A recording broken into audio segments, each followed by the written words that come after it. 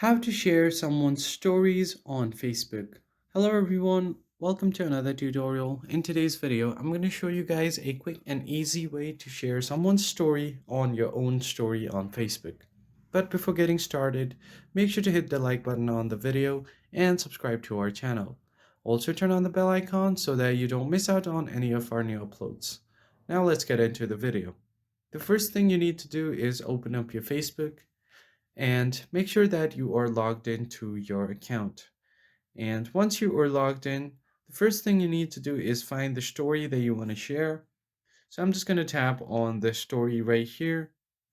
And if the person has enabled sharing of the story, you can easily share the story. So on the bottom left, you will see this plus icon right here, and you can create your own story, create with the music they've added, and at last you'll see this share story option. Go ahead and tap on it.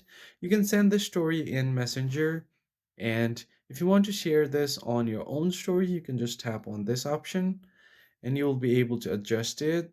And once you are done, and you can also add stickers and stuff to it. Once you are done editing, you can go ahead and tap on share.